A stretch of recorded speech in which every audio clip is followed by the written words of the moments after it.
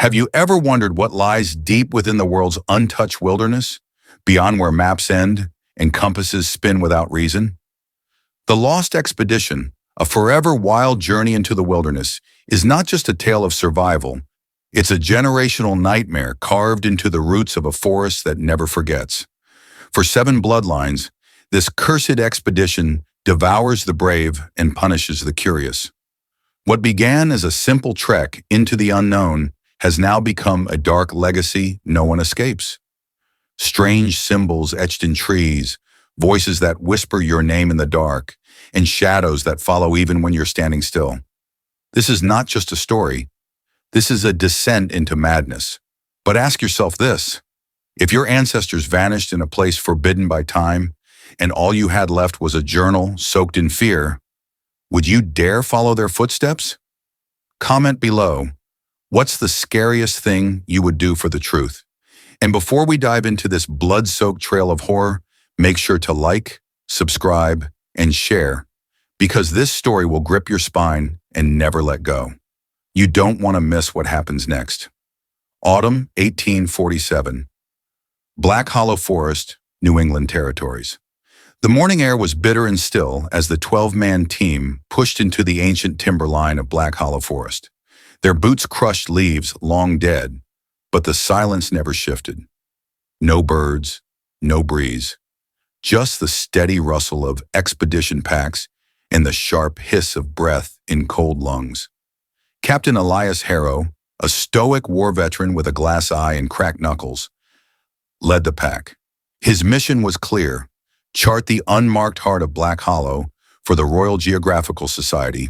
But the locals, those ragged settlers with gray skin and glassy stares, warned him not to go. "There's no land beyond Black Hollow," they said, "only the old ones buried in the trees." He ignored them. The expedition roster read like a death sentence in hindsight. Dr. Silas Moorcroft, an opium-addled physician obsessed with folk medicine. Brothers Finn and Jacob Graves, orphan trappers with itchy trigger fingers. Scribe Alton Vexley, who documented the entire journey in his leather-bound journal. 6 others followed, each nameless now, swallowed by the roots of the forest. By the second night, they were already off course. "We've only gone 12 miles, Elias grunted, scanning the poorly drawn maps. "Yet the stars don't match, and the compass has turned traitor." Dr. Moorcroft chuckled from his tent, mumbling, "The forest doesn't bend to science, it bends to memory." Jacob Graves spat tobacco into the fire. "And what's it remember, Doc?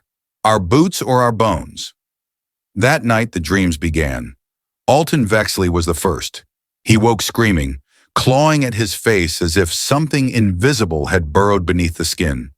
"She was watching me, her eyes, like mirrors full of worms." They found his tent soaked in blood the next morning, but not a single wound on his body. Still, Elias forced them forward. "Fear is a parasite. Feed it, and it eats your sanity." On the 5th day, one of the nameless men, a boy no older than 19, walked into the woods alone during his night watch. They heard the sound of distant singing. Not his voice, no. It was a woman's lullaby, sweet and rotten. He followed it. They found only his boots and his teeth. By now the forest had changed. The trees twisted unnaturally, branches hooked like claws. Bark peeled into strips, revealing dark red wood beneath, almost fleshy. A fog began to trail them at all hours, sometimes so thick it swallowed the man in front of you while he stood 5 feet away. Dr. Moorcroft became unstable. He was seen whispering to dead animals, crows gutted and arranged in perfect spirals near their camp. "She's speaking to me through the bones," he insisted, pupils wide as moons. "She wants us here. She needs witnesses." Elias considered shooting him, but something in him whispered that Moorcroft was telling the truth. Not sanity's truth, something deeper, primal. On day 9, they found the structure. It wasn't on any map. It wasn't built by men. Massive stones covered in ancient carvings, symbols that slithered in your vision if you stared too long. A black altar sat at its center, slick with something still wet. As Elias approached it, he felt a pressure in his skull, like something trying to push in through his thoughts. Alton Vexley, hands trembling, wrote only one sentence in his journal that day. We were not the first expedition. The seventh man slit his own throat at the altar. His blood soaked into the stone, and the forest laughed. Not with sound, but with movement. Every tree bent inward. Every shadow flinched with delight. Elias burned the structure that night, but the flames gave off no heat. The smoke smelled like meat. On the 12th day, the forest turned completely silent again. This time, not even footsteps echoed. Their campfire no longer gave warmth. Their water turned bracky. The journal entries became erratic. Unreadable scratches, symbols repeating endlessly. Moorcroft had vanished, not wandered, not taken. Vanished. In his place, they found a trail of torn fabric leading to a hollowed-out tree trunk. Inside, dried organs were strung like wind chimes, softly clinking in the stillness. Finn Graves sobbed in his sleep that night. We're walking in circles. The trees move when we're not looking. I saw my own grave, Elias. My name was carved in the bark.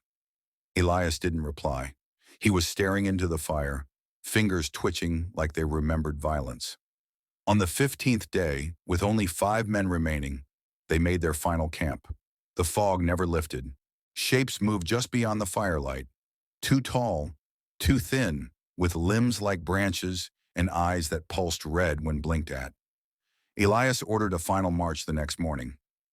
We either leave this forest or die inside it, Jacob protested. We've already died. We're just pretending not to notice. That day they walked for 16 hours straight.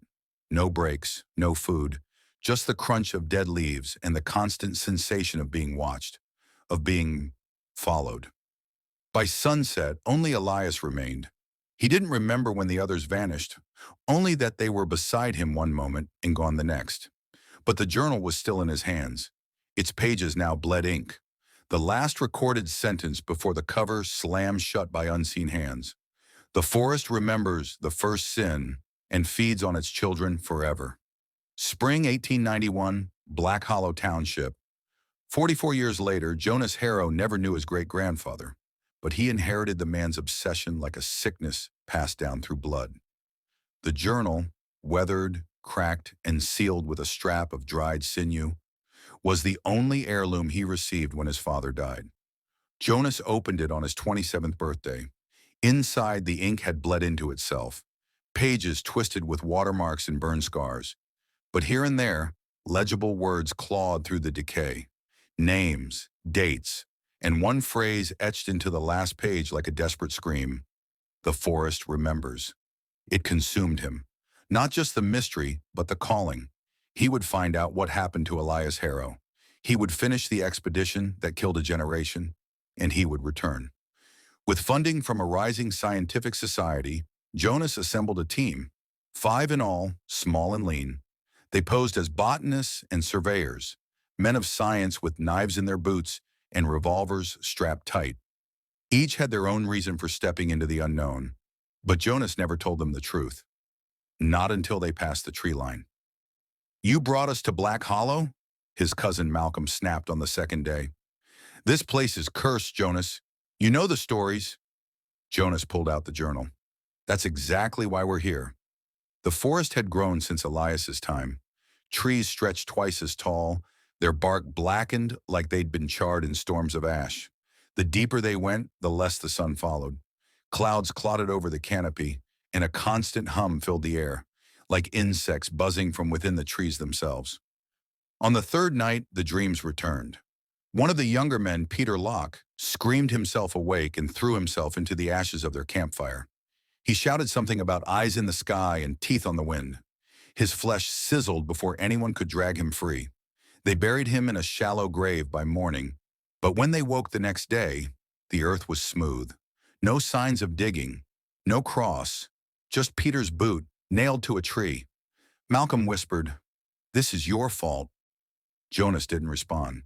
He was reading the journal again, comparing the terrain with Elias's notes. To his horror, landmarks matched. A jagged boulder shaped like a wolf's skull, a stream that flowed red in moonlight. He realized they were following the exact same path, step for step. Each day, the forest shifted. The compass spun. Clocks ticked backward. Sounds repeated themselves. footsteps echoing long after the team stopped walking, birds chirping even though none were visible. They began to argue more. They stopped trusting each other. By day 6, the second death came. David Franks was an engineer from Boston, a quiet man with a steady hand and a sharp wit. They found him upside down, dangling from vines that hadn't been there the night before.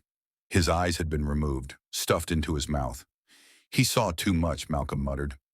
They didn't sleep that night, just sat in a circle, back to back, staring into the black. And then the singing began. A woman's voice, software, familiar. Each man heard something different. For Jonas, it was his mother's lullaby. For Malcolm, it was their dead sister's humming. The melody curled through the trees like smoke, beckoning. Jonas couldn't stop himself. He followed it through the trees, his revolver forgotten, feet silent. The voice pulled him to a clearing he didn't recognize, though something about it felt known, a stone altar, half buried in roots. Carvings glowed faintly under the moonlight. The same symbols from the journal. He heard a whisper. Jonas. He turned and saw Elias Harrow. But Elias was wrong. His eyes were missing, replaced with shadows. His smile was stitched too wide. His voice bled from the trees rather than his throat. You shouldn't have come back. Jonas stumbled, but when he blinked, Elias was gone. In his place stood a deer. No, something wearing a deer's skin like a coat. It twitched, laughed, then ran into the trees. Jonas returned to camp, pale and shaking.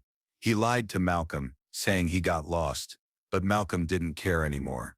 He was carving something into his skin with a broken compass needle, symbols matching those on the altar. By the 8th day, they'd lost the other 2 men. One simply vanished during a latrine run. The other, they found hanging above their camp, intestines tied like ribbons into the branches. The firewood was soaked in his blood. Malcolm tried to shoot himself that night. Jonas stopped him barely. Malcolm cried, eyes wild. She wants us, the forest. It's feeding on us. We're the story now, Jonas. Jonas didn't sleep. On the 10th day, they found a new structure. It wasn't the altar. It was something worse. An abandoned cabin, old as time, made from bones and bark. Inside, shelves lined with jars of preserved body parts, some labeled in an ancient script, some in Elias's handwriting. A diary lay open on the floor. It wasn't Elias's. It belonged to Moorcroft. The pages described a ritual, sacrifice, immortality through remembrance, the forest as a living archive of pain. Jonas read aloud a passage. To walk these woods is to be remembered. To die here is to become the root. To return is to awaken her. The cabin doors slammed behind them. They were locked in until morning. No windows, no sound, just whispers in the walls and the scuttling of something too large above the ceiling beams. Malcolm didn't speak again after that night. He walked in silence, dragging his feet like a prisoner. Jonas took one final note in the journal that evening. We are not explorers. We are pages in a book. The forest is still writing. On the 12th day, Malcolm walked into the trees and never looked back. Jonas didn't follow. He knew deep in his blood that the forest had claimed another generation. Summer, 1922. Black Hollow, the edge of sanity. The village of Black Hollow had always been small, nestled between the jagged mountains and darkened forest. It was a place that few visited and fewer left. The air was thick with history, the soil damp with secrets. But after the last of the Harrow bloodline had disappeared into the wilderness over 30 years ago, the village had grown quieter. The locals spoke less of the cursed forest. Even the bravest had stopped venturing too far into its grip. That was, until Eliza Harrow arrived. Eliza was Jonas's granddaughter, raised in the city. Her father had often spoken of the cursed land, though never in earnest. To her, Black Hollow was a myth, a strange story that had been carried through generations like a ghost in the family's history. But when her father fell ill and she received the letter with her great-grandfather's journal, Eliza felt an irresistible pull. The story was unfinished. There was more to uncover. She arrived at Black Hollow with a sense of cold dread gnawing at her, though she couldn't place why. The village was almost abandoned, its few residents hidden away in darkened cottages, with eyes too weary for conversation. She was the only one who stayed at the inn, its creaky wooden walls groaning under the weight of time. That night, she dreamt of her ancestors, of Jonas, Malcolm, and Elias, their faces twisted in agony, their voices merging into a single horrified cry as they reached out begging her to stop. But Eliza couldn't stop. In the morning she made her way to the edge of the forest. The air was thick with moisture, as though the forest was sweating beneath the weight of ancient secrets. The trees loomed like dark sentinels, their twisted limbs weaving together like the fingers of some great unseen creature. The villagers watched her from their window. A few whispered, but most kept their silence. They knew better than to speak of the past. They knew better than to provoke the forest. Eliza had no idea what she was walking into. She carried the journal, the same journal her great-grandfather had written in during his descent into madness. The pages were brittle, yellowed with age, but the words were still legible. She read them aloud in the quiet of the forest, though she couldn't understand half of what they meant. The strange symbols, the descriptions of rituals, of sacrifices, of a forest that remembers it was all too much to make sense of. But the deeper she ventured, the more the land seemed to respond. The trees shifted in subtle ways, leaning toward her like they were aware of her presence. The whispers started again, faint at first, like the rustling of leaves in the wind, but then growing louder, clearer like a chorus of voices calling from the earth. The journal spoke of a sacrifice, a life given to the forest in exchange for knowledge, a life to be remembered forever. As Eliza walked deeper into the forest, she found the first of the strange carvings in the bark of the trees, symbols that twisted and turned, forming shapes she recognized from the journal. They were not just drawings, they were warnings, the same warnings her great-grandfather had ignored, and the same that had driven him to the brink of madness. Her heart pounded in her chest.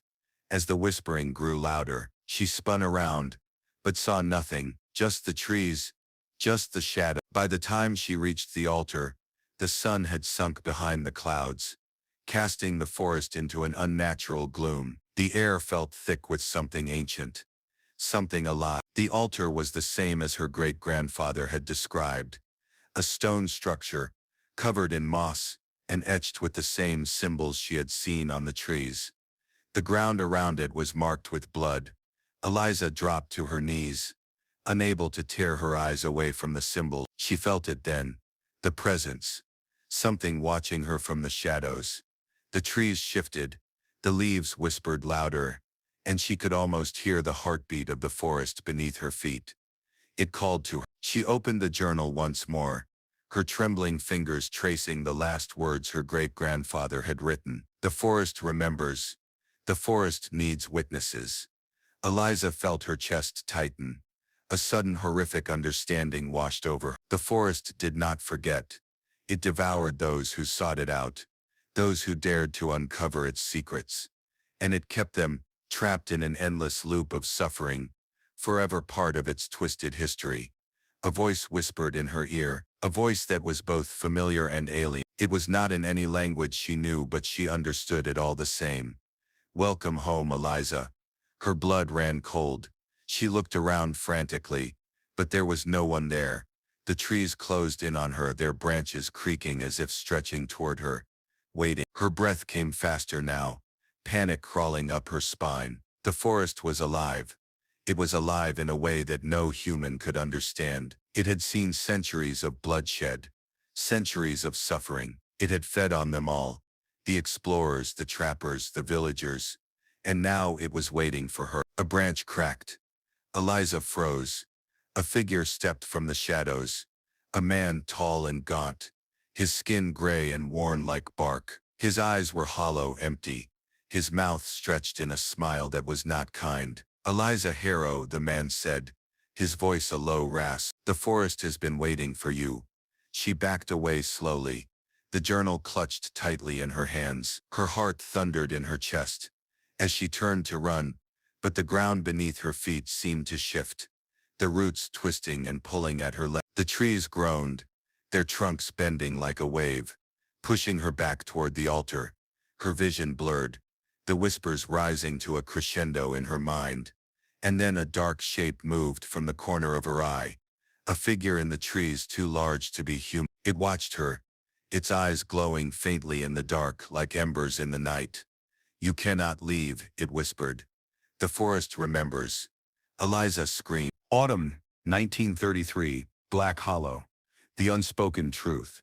The night Eliza Harrow disappeared, the forest had already claimed her. The villagers of Black Hollow knew it the moment the fog rolled in that evening. Thick and suffocating, it draped over the land like a second skin. Not a single bird chirped, no rustling of wind, just the ominous silence that settled like a weight on the town. No one dared speak of what happened to Eliza. Not out loud, at least. They had learned long ago that speaking of the forest was a curse in itself. The trees had ears, or so they said, and the woods listened. Weeks passed, then months. The town resumed its quiet existence. The events of Eliza's disappearance written off as another tragedy in a long, dark history. But the whispers never stopped. They came in murmurs in dark corners between sips of watered-down ale, in the secrecy of locked rooms. The people of Black Hollow lived in fear, knowing that the forest was always watching, always listening. Some said it had begun to change since Eliza's arrival, its hunger growing stronger. And then one night, a new stranger came to town. His name was Victor Lyle, a historian from Boston, with a peculiar interest in the occult. The locals eyed him with suspicion as he set up shop in the empty inn where Eliza had once stayed. He carried with him an old, leather-bound book, a journal filled with odd markings and cryptic notes. It was the very same journal Eliza had carried into the forest. Victor's arrival was met with resistance. No one spoke to him and no one invited him for a drink. Yet, despite the cold reception, he made himself at home in Black Hollow. Every evening he would wander to the edge of the forest where the trees loomed like silent giants, their branches gnarled and twisted. They seemed to watch him, the way a predator might watch its prey. He was drawn to it, this forest. There was something about it that tugged at his very soul, something alive that whispered through the wind, something that seemed to beckon him in ways he could not ignore. The locals knew better than to venture into Black Hollow's depths. No one spoke openly of the cursed land anymore, and no one dared approach the ruins of the altar, now a half-forgotten relic, covered in vines and decay. Victor, however, had no such reservations. On the third night of his arrival, he decided to go deep. Victor had studied the journal that Eliza had carried, deciphering its strange symbols and cryptic phrases. He learned of the forest's curse, of the ritual sacrifices it demanded. He learned of its memory, a twisted thing that fed on the souls of those who sought to uncover its secret. But what he didn't understand was how the forest chose its victims, how it selected them and kept them bound within its roots. It was an obsession. By the time the full moon rose, Victor was ready. Armed with only his knowledge and an unsettling determination, he set out toward the forest, his heart pounding with excitement. He didn't believe in the superstitions that plagued the villagers. No, this was a scientific inquiry. He would prove that there was logic behind the madness. The forest was a puzzle, a mystery waiting to be solved. Victor ventured through the thickening fog, each step swallowed by the shadows of the trees.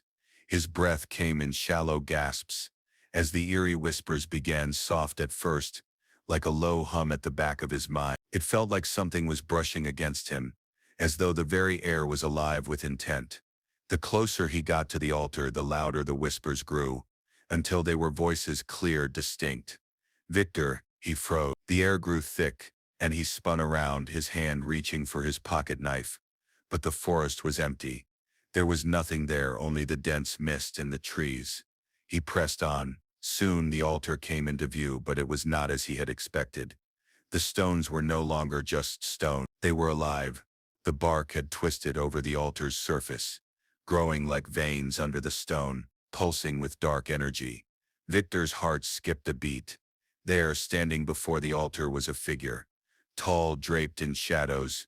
His face was hidden beneath a tattered cloak. The figure held out his hand, as if waiting. "Come closer," the figure whispered. Victor took a hesitant step forward, his legs trembling. The air felt thick with dread, but something compelled him, an overwhelming curiosity. "What is this play?" Victor asked, his voice barely above a whisper. The figure did not answer at first. Instead, it tilted its head, as though studying him, examining him like a specimen.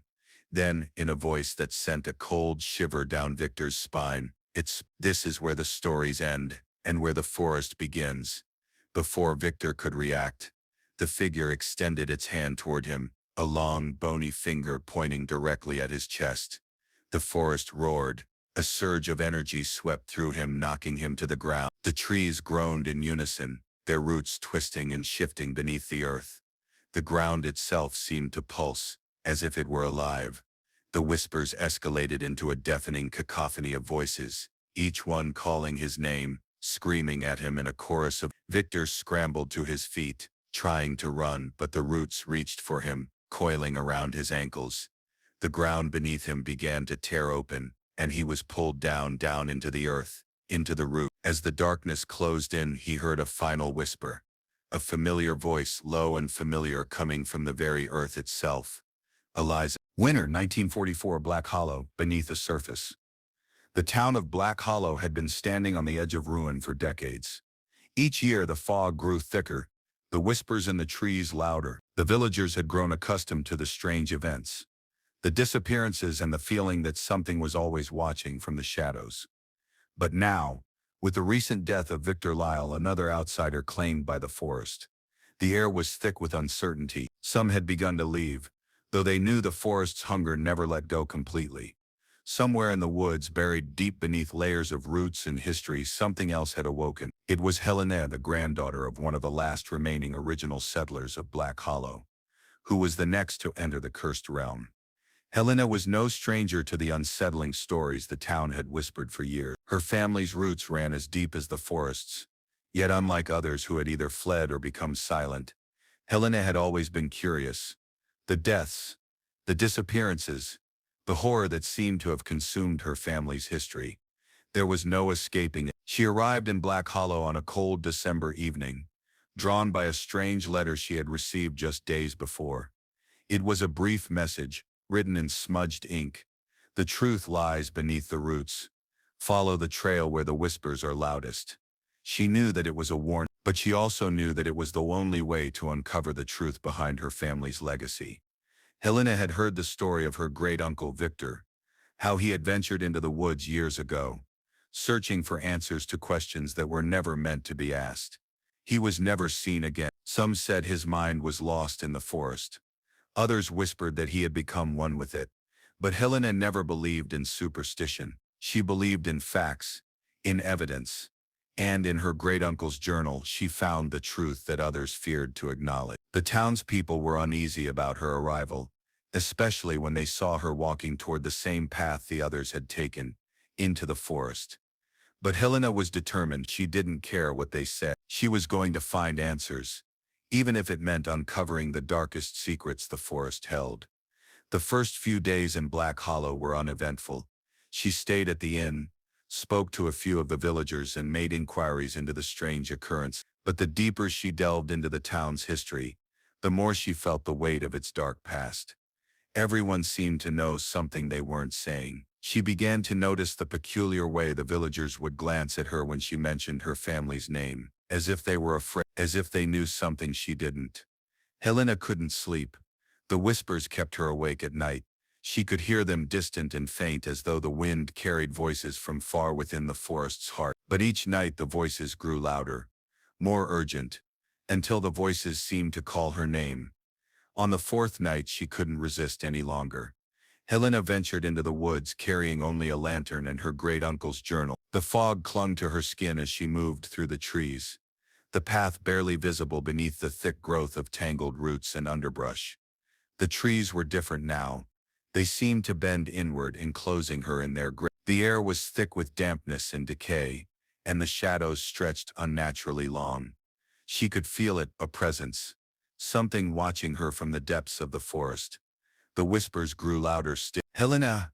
She quickened her pace, the lantern's light flickering as she stumbled over uneven ground. It was as if the forest itself was shifting beneath her feet, as though it were alive, breathing with a slow, terrible rhythm. In the distance, She saw the faint glow of something, a fire perhaps. She moved toward it, the familiar sense of dread sinking into her chest with each step. But when she reached the clearing, the fire was gone. Instead, she found the remains of something much darker. Bones, hundreds of them scattered across the ground. Not just animal bones, but human, crushed, broken, piled on top of each other like the remnants of something long dead. The stench of decay hung in the air, making her stomach churn. Helena's breath caught in her throat as she stepped forward, kneeling beside a particularly large pile of bones. A hand, still with remnants of flesh clinging to it, reached out from the mass. But this hand wasn't human. It was larger, thicker, more twisted than any human hand could be. And from the bone pile there were eyes, hundreds of them, each one staring up at her, like silent witnesses to the darkness of the forest. Her blood ran cold as she realized the truth. These were not victims of the forest. They were The ground began to shift beneath her feet, the bones groaning as if they were alive. The roots of the trees twisted upward from the soil, reaching for her with long, bony fingers. The whispers rose again, this time unmistakable, surrounding her like a chorus of agony. "Welcome home, Helena." Her breath hitched in terror. She tried to move, but her legs were frozen in place as the roots wrapped around her, pulling her down into the earth. The bones rattled, the eyes watching her as she was drawn deeper into the soil. Suddenly, a dark figure appeared in the distance, a shadow moving through the fog, tall and indistinct. It drew closer, and Helena's heart raced as she saw its features gaunt and hollow, its face covered in a cloak of ragged skin. The figure reached out, its long skeletal hand brushing against Helena's cheek. "Eliza," it whispered. Helena's vision blurred, her body sinking deeper, suffocating beneath the weight of the earth. The roots of the forest twisted around her, pulling her into the dark, into the place where stories were forgotten. And somewhere, in the cold embrace of the soil, she heard the final dreadful whisper. "The forest remembers." Spring, 1951. Black Hollow. The price of unknowable truths. The storm had come to Black Hollow on a night when the wind screamed through the trees, howling like a predator stalking its prey. It was not a natural storm. It felt as though the forest itself had summoned it, a fury unleashed to cover the village in darkness. The lightning cracked across the sky, illuminating the silhouettes of trees that seemed to stretch toward the heavens like gnarled, tortured hands. Beneath the sound of the thunder, the whispers were louder than ever. It had been years since Helena's disappearance, but the haunting presence of the forest still loomed over the town like a curse, too ancient to lift. Every year the fog seemed thicker, the shadows longer. The villagers had grown more wary, more distant. Some had left, unable to bear the weight of the land any longer. But those who remained, they never spoke of the past, never spoke of the cursed forest that had claimed so many before. But now there was a new face in Black Hollow. Caleb Miller had come to the village with little more than a tattered map and a vague story of his great-grandfather, an adventurer who had ventured into the forest decades ago and had never returned. His family had searched for years, never giving up hope that Caleb's ancestor could be found. Caleb had heard the whispers of the village, the unsettling stories that no one dared to share, and he knew he had to uncover the truth, no matter the cost. The villagers watched him with quiet suspicion, but they knew better than to warn him. They had seen too many leave and never return. There was no point in speaking of it. The forest, after all, took what it wanted. Caleb's arrival was met with an air of expectation, both for him and for the inevitable disaster he seemed to be walking into. He was young, determined, and perhaps too naive, but in the pit of his stomach he felt an undeniable pull. He couldn't explain it, but the forest called to him, as it had called to so many others before him. The first few days passed uneventfully, with Caleb exploring the village and the surrounding land. He asked questions that made the villagers uneasy, and whenever he spoke of his great-grandfather's disappearance, their eyes would turn cold and their lips would tighten. But Caleb wasn't discouraged. He knew what he had to do. Then came the night of the storm. The wind screamed through the town as Caleb sat alone in the inn, flipping through the journal his great-grandfather had left behind. It was a strange document, more a collection of fragmented notes than a cohesive story. But it spoke of the same forest that had consumed so many before. It spoke of the hunger, the insatiable thirst of the earth that had drawn so many into its depths. It spoke of voices, whispers that called out to those who dared listen, of roots that could bind a man's soul, of trees that remembered. Caleb's fingers traced the brittle pages, his eyes scanning the hurriedly scribbled notes, a map, a location, a ritual, a warning. Suddenly, the inn's door creaked open. Caleb looked up, startled. The door was empty, but there was a chilling draft that seemed to carry something old and familiar. It was a presence. The whispering had begun again, as if the very walls of the inn were alive, their cracks filled with ancient voices. Caleb stood up, heart racing. He knew what he had to do. He had to go into the forest. Clutching the journal, he moved swiftly toward the door, his breath fogging in the cold air. The village was quiet, the streets eerily empty as he made his way to the edge of the forest. The storm raged above, lightning flashing in violent streaks across the sky. But the trees stood silent and unmoving, as if waiting.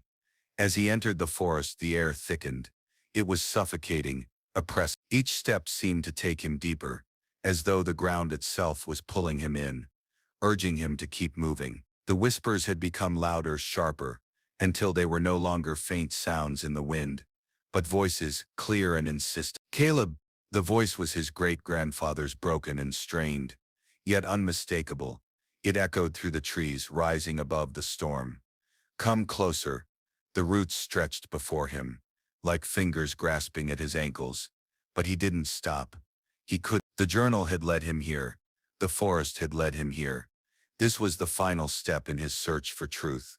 Caleb continued forward, the ground beneath his feet shifting as the forest groaned around him. The trees seemed to lean closer, their twisted branches clawing at the sky. He could feel the forest's gaze, its endless hunger, its ancient desire for something, someone. The deeper he went, the more oppressive the feeling became, until it felt as though the very air was thick with dread.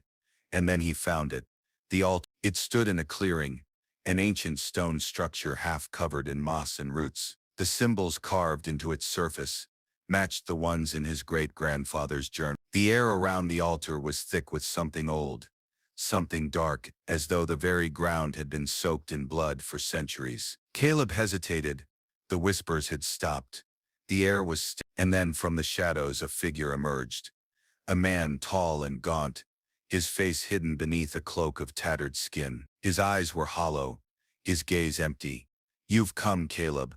The voice was familiar, too familiar. It was his great-grandfather's, but twisted, warped, like an echo of something long lost. Caleb stepped forward, his heart pounding in his chest. He felt the weight of the forest pressing against him, its roots reaching for him, pulling him into the darkness. What is this? Caleb demanded, his voice trembling.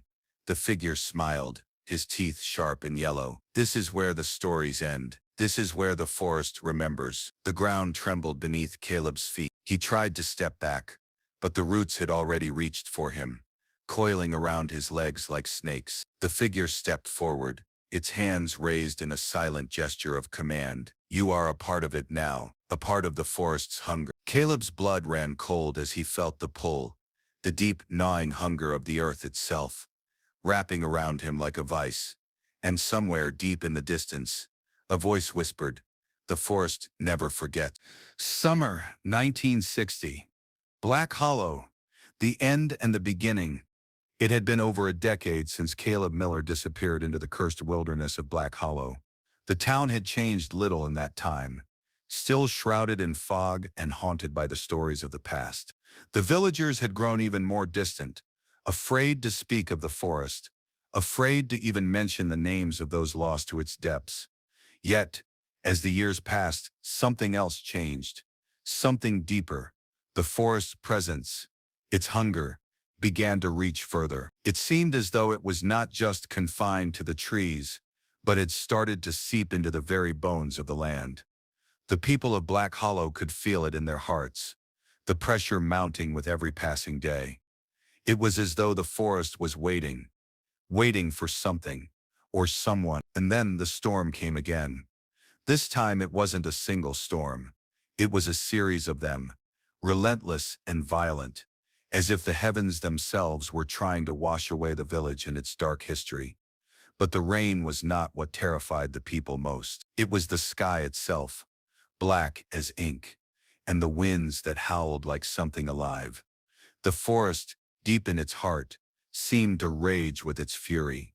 Amidst the chaos, a single figure emerged from the woods. Mara Harrow, the granddaughter of Eliza Harrow, had arrived in Black Hollow, with nothing but the same obsession that had driven her ancestors, an obsession with the forest, with the horrors that had claimed so many lives. She had grown up hearing the stories, the tales of those who had vanished without a trace, and she had always wondered if the truth was buried deep within the earth beneath the roots that stretched like fingers through the soil. Mara had spent years researching, studying old journals and piecing together the fragmented accounts left behind by her family. She had found traces of her grandmother's path, of Victor's futile search, and of Helena's last moments. Each piece of the puzzle led her back to the same place, Black Hollow. And now Mara had come to finish what they had all started.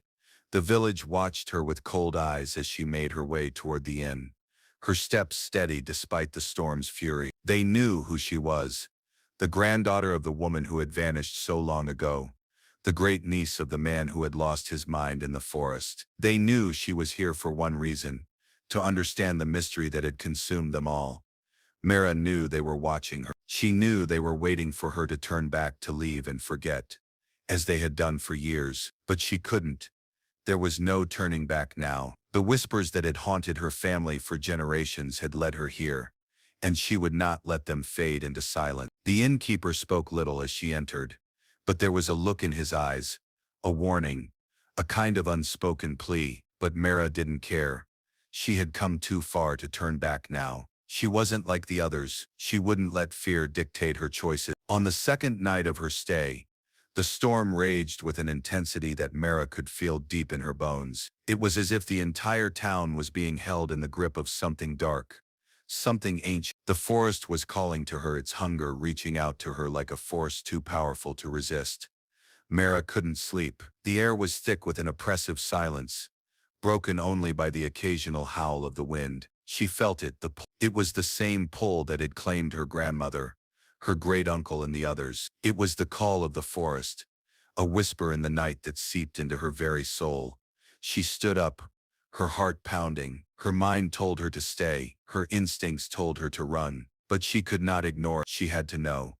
With trembling hands, she grabbed the old journal her grandmother had left behind, the same journal that had once belonged to Victor. The pages were worn, their edges frayed and yellowed with age. It had been passed down through generations, each new owner seeking to uncover the mystery only to be consumed by it. Now, it was in her hands. Mara walked toward the door, her heart racing with a mix of dread and determination. The storm's fury seemed to intensify as she stepped into the night, the wind whipping around her like a wild, chaotic force. The forest loomed in the distance, its dark silhouette barely visible through the sheets of rain. She didn't hesitate. Mara moved swiftly toward the trees, her lantern flickering weakly in the storm. Each step felt heavier than the last, as though the very ground was trying to pull her under. The forest was alive with sound, the rustling of leaves, the groaning of branches, and the soft whispers that seemed to come from every direction. Mara, the voice was unmistakable, echoing through the wind, pulling her forward. Come to us.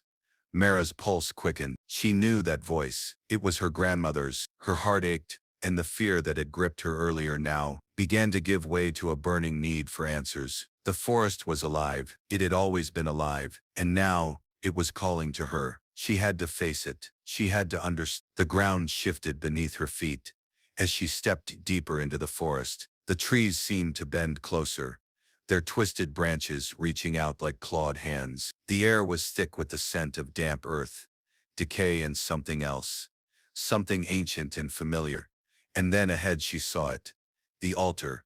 It was just as the others had described. The stones were weathered and cracked, but there was something unmistakably alive about them. The roots twisted around the base, crawling up the sides like serpents. Mara stepped forward, her breath shallow.